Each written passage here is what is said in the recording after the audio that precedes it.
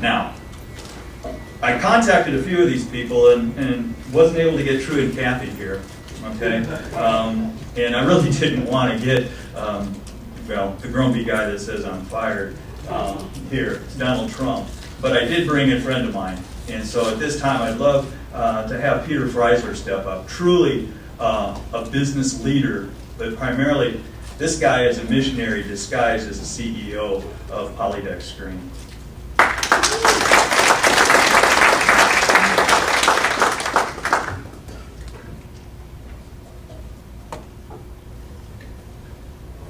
Well, it's an honor and a privilege for me to be here.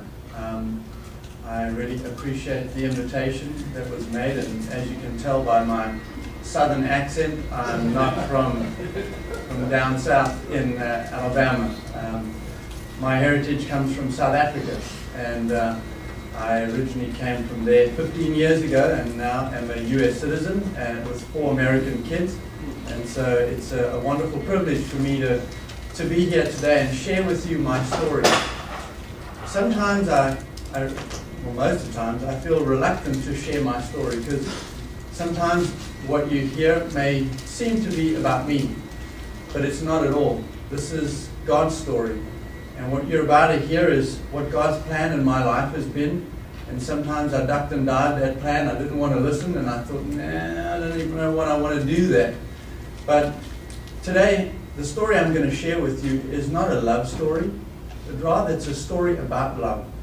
And what does love look like in the workplace? I just went to the bathroom a few minutes ago, and this is the poster that I found inside the bathroom. And I'm sure a lot of you that are familiar with this college know what it says, but I'll repeat it. It says, love in motion. And we love because He loved us first. What's really cool is that talks about love at a college. You go to a normal college across the United States and say, we love, like, what? Get away from me, man. But what's even worse is when you go to a CEO and you tell him, love your employees. He's like, whoa, that's freaky, man. But the story I'm about to share with you is exactly that. It's a story of love in the workplace. And what does that look like? When you say that to start with, people say, well, you know, love, that's something that you do at home, but at work we make money, and that's how we do it. But I'm going to share you my story.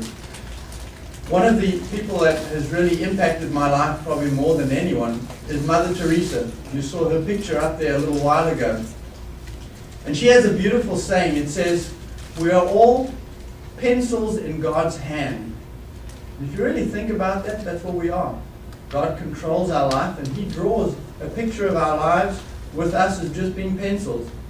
But in my case, I've modified that just a little bit, and I'm a pencil in God's hand, but there's a slight variation to that. On the back of the pencil, there's an eraser.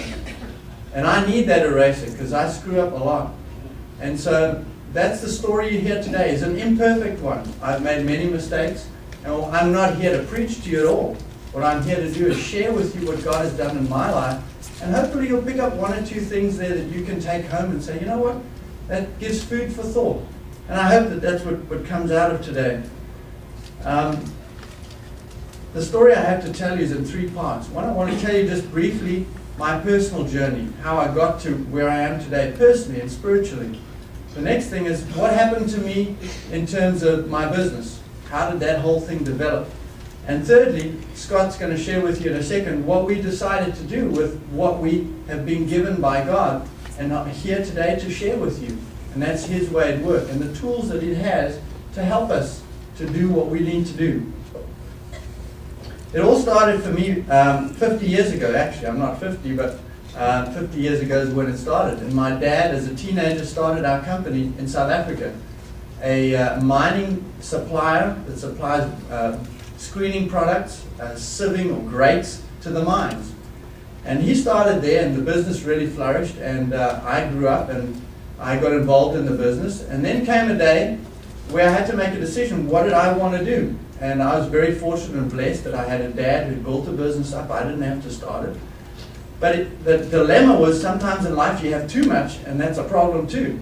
And the issue was he had a company in South Africa and one in the United States. And I said to myself, you know, what do I do? Do I stay here where I was born, or do I go overseas? And so I prayed about it, and I said, God, I need some advice. What is it you're calling me to do in terms of this long-term plan with this pencil? What do you want me to do? And it wasn't long after that the answer came to me. And it came in a way I never expected. I stopped at a red light, and as I stopped, a car came over the front, maybe from here to the table, across the front of my car. And I thought, that's really strange. And why would a guy stop right in front of me or break down? And the next thing, the back doors of the car opened, and two guys jumped out, and they had sort of balaclavas on, and had what looked like a broom with a bag over it. And as I saw that, I realized, this can't be good, whatever it is. And so I started to drive, and as I drove, I passed them, flames came out the front of those bags, and it was AK-47 Russian machine guns. And they emptied the two machine guns into my car from here to that table away. I was driving probably at 30 miles an hour by that time, and the bullets just rained in on the car. And one of the bullets had God's signature on it. And if you look at that, you'll see over there, on the side of the door, you'll see where the bullet entered. It had to pass my body before it entered, and then it exited on the other side. Armor-piercing bullet, AK-47, what does that do to a little chest? It makes a mess. And I want to show you how close it really come. When I got to the hospital, the nurse said, "What is that on your shirt?" I said, "Well, I don't know." And she pointed out a hole where that bullet that you saw, where it entered my shirt. You'll see across my chest, there's a hole. And you see another hole going through my arm. Now, I ask you this.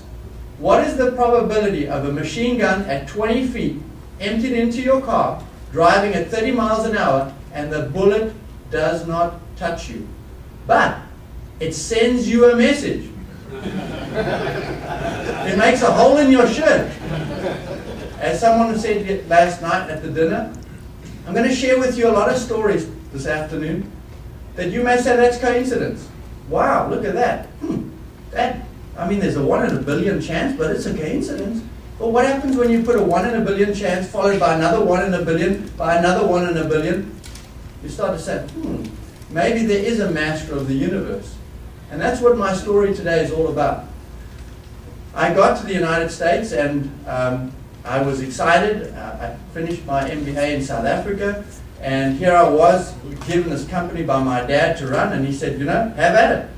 We had 30 employees, and the world is our oyster. And that's where the wheels sort of came off for me. It was about me.